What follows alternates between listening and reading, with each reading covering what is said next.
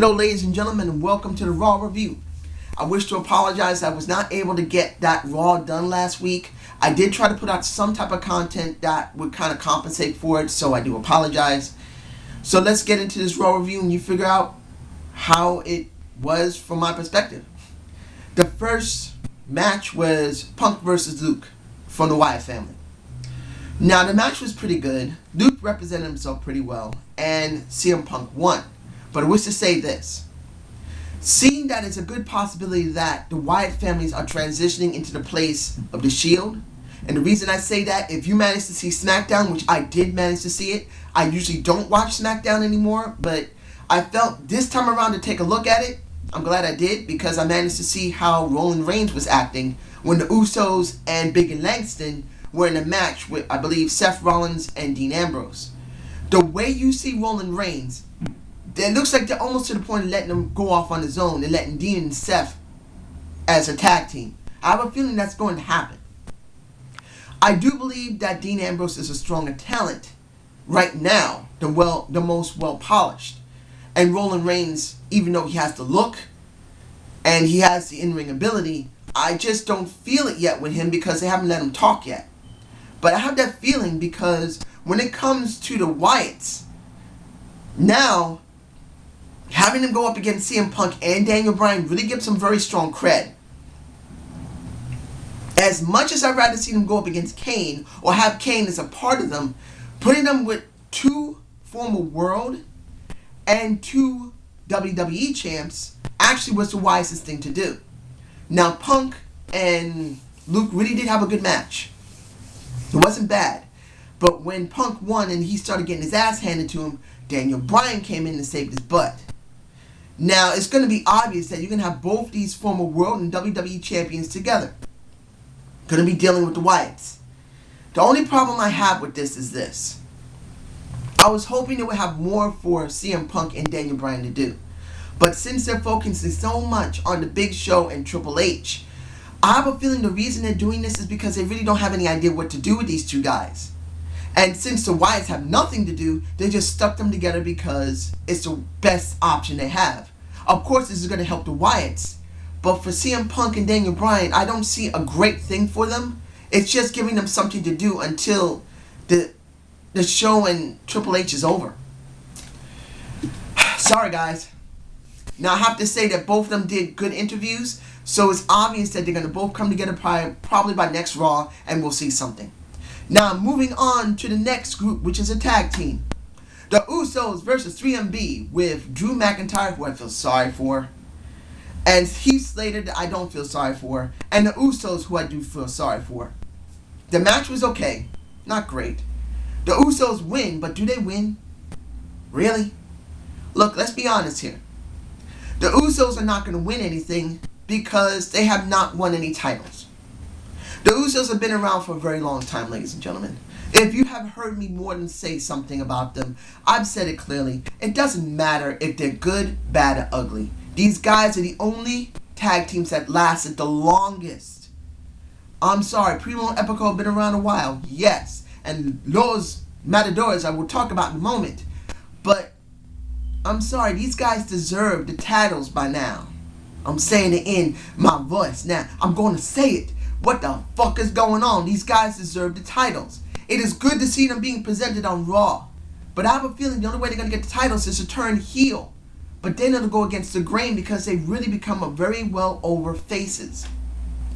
They'll probably stay face. And maybe finally in 2014 they may get the titles.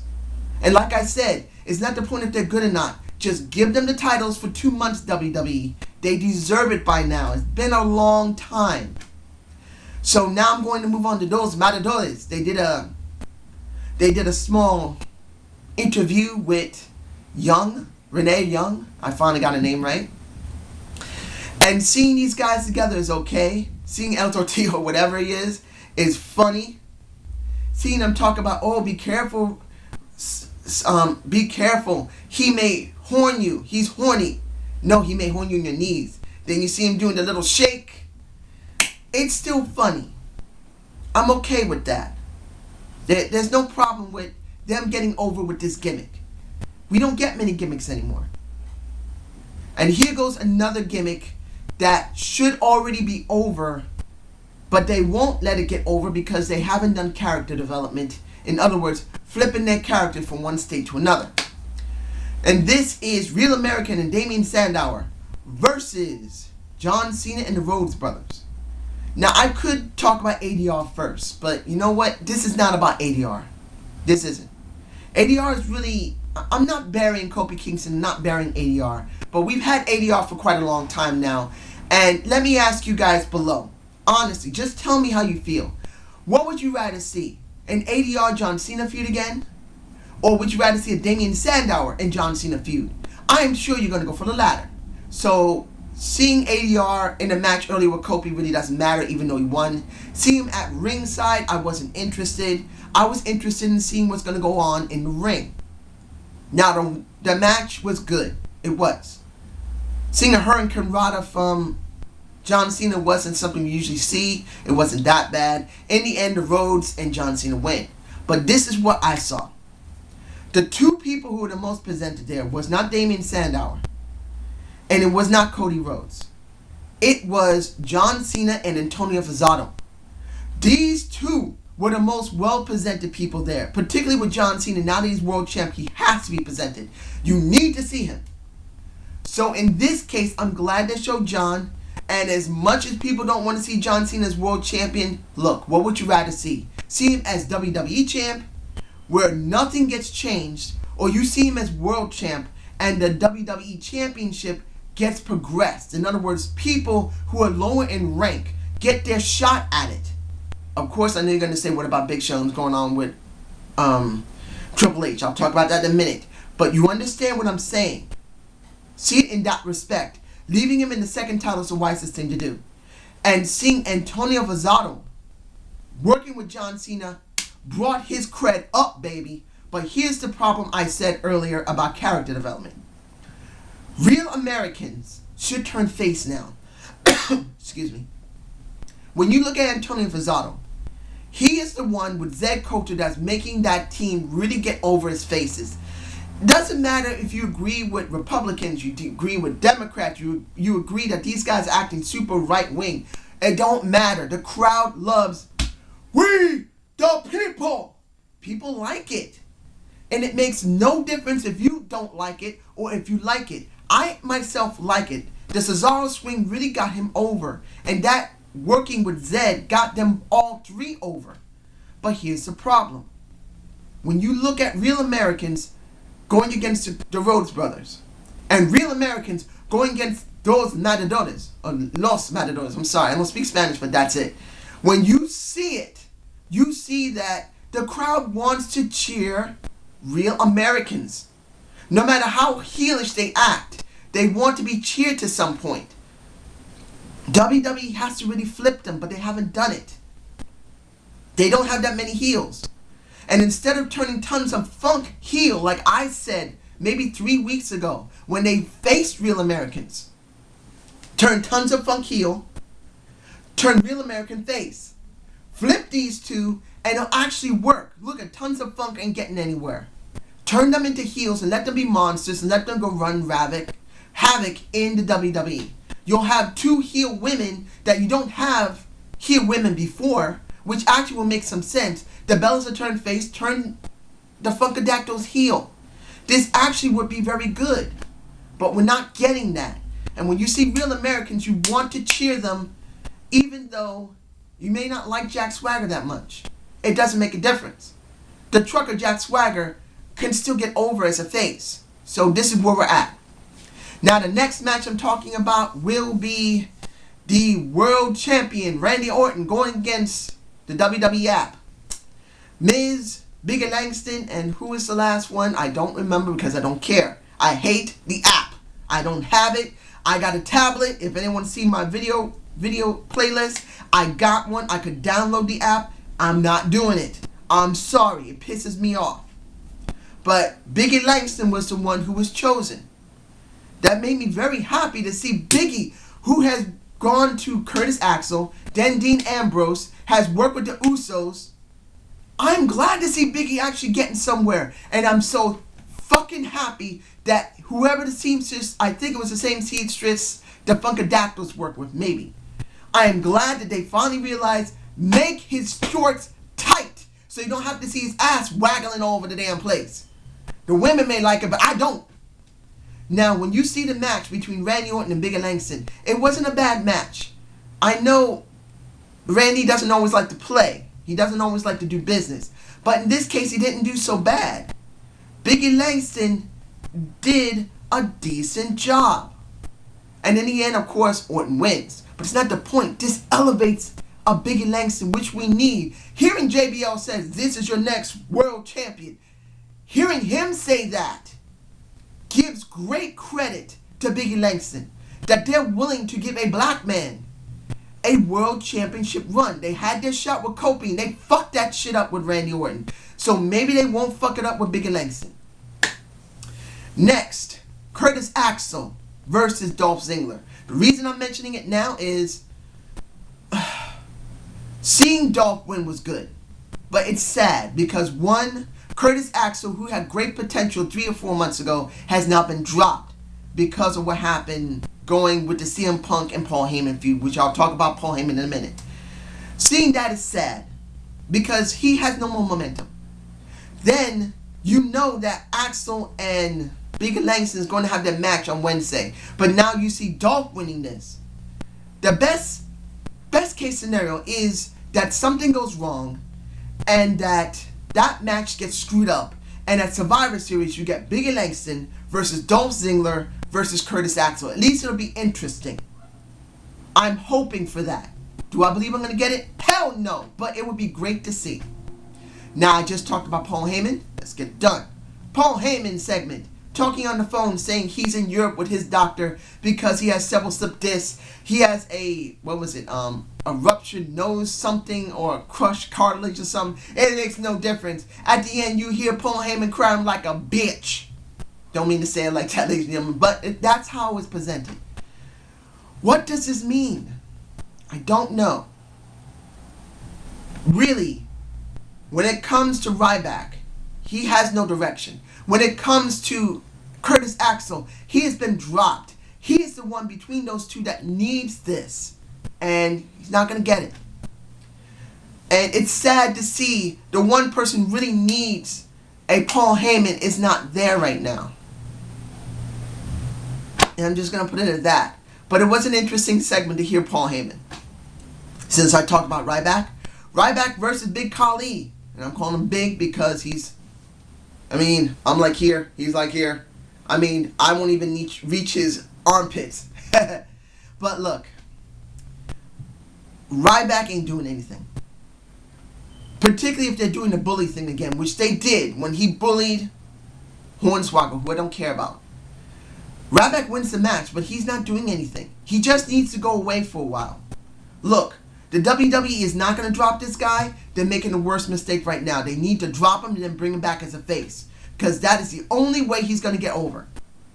But I doubt they're going to do that immediately. Another 4 or 5 months of Ryback as a bully, as doing nothing, is sad. And I'm just going to leave it at that. And he did win the match, but I didn't care at all. Really. So, the Divas match. The 6 Diva match. Total Divas versus the regular Divas. And the 2 people I felt the most sorry for was Tamina and Alicia Fox. Yeah, I said Alicia Fox for the main reason that they always flip her back face to heel, face to heel, face. They give her nothing to do. She don't get no in-ring segments on Raw. She barely gets any time on SmackDown. Or no time at all. You can only see her on the app or WWE.com. I know the woman doesn't have great ability, but she deserves some time because she's a former Divas champion. And the one who deserves that championship right now is Tamina. I believe that she's the best person to get that championship as a face or a heel. At least they do something different, but they haven't done it. So how was the match? Seeing the Bellas don't really matter to me. I don't hate the Bellas. I just don't really care how the situation's going. Eva Marie is there. They really don't do anything with her. Nothing at all. Okay. Sorry, one of my cats just crawled into that. I always say that I have a cat that has problems with her legs. I'm just watching to make sure she's okay. Now back to Eva Marie. She only wins threw a roll-up on Tamina, a woman who's twice her size. I don't see it. They couldn't let her get into the ring and perform. That's just sad. What's the point of even letting her be a rookie? Let her go in there and do the work. But since the Bellas did all the work, I have no interest in Eva Marie until she does something. That fiery red hair is not enough for me. She may have some nice curves, but nice curves, fiery hair is not enough. Give me something to follow and believe in WWE. She may be basically a rookie, but you have her on a show, at least you can let her perform in the ring. That didn't happen. Anyway, let's see here. I believe I already talked about John Cena. Yeah, I did. Let's see. I just want to make sure I don't forget anything, ladies and gentlemen. Okay. I'm getting it over with right now. Big Show with the COO and wife. It was interesting to see the A to Z of what was causing the settlement. It's going to be a settlement. They were settling this in the ring. So what was causing them to actually settle, to try to reconciliation. Seeing how they performed it was okay. Seeing I don't know what they're going to do with the Maddox. They have not shown him. I hope he comes back soon because he is the Maddox. We need him. But essentially speaking is this.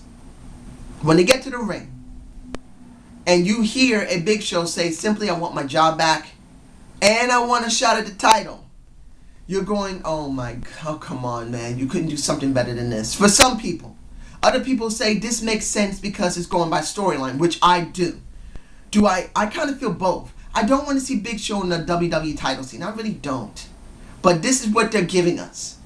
But at least they're going by storyline. They're at least doing a progression, piece, segment by segment. And I can commend the WWE for that.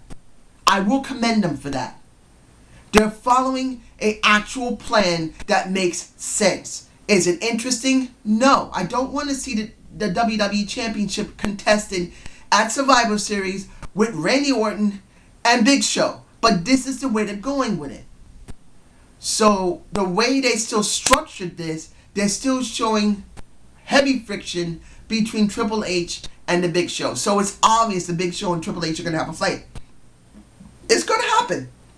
If you like it or not, makes no damn difference. This is what they're presenting us. So Big Show gets his job back in his title shot. And then the Shield and Randy Orton 4-1 beats the crap out of Big Show and then throws him through a table. Here's where the weird thing that comes up for me. Kane in a suit. No mask. Ordinary guy. Why? This makes no sense. Why would you bring Kane out like this? If he's part of the corporation in the sense of rehashing of the old corporation from the 90s, alright, fine. But you should have let him do something instead of just standing behind him doing nothing. Having Kane help nail Big Show in some form or fashion would have made some better sense for me. But it didn't happen. So what did we get? We got a good show with some possible twists and turns. We got a great showing for Big E Langston. We got a great showing from Antonio Cesaro. We didn't get much of a showing for Eva Marie. The Usos got their time, which is fine. Those Matadores are being presented, that's fine. So I have to give this a B. I may not like everything in the show, but I cannot deny that it gave me something I'm invested in to a point. And not knowing what's going to happen with Daniel Bryan and with CM Punk after they deal with the Wyatts is a question. I could have gave it a C plus because there's no way of knowing what's going to happen. And who is the evil? I do believe the evil is Stephanie. But if it's somebody else, it just doesn't feel the same if it wasn't Stephanie. But this is how I feel about it. And this is my Raw review. Subscribe and comment to my channel, ladies and gentlemen. Give me a thumbs up. And I hope you enjoy this. And I promise I'll do my best to keep pumping out as best content as possible. Have a good day.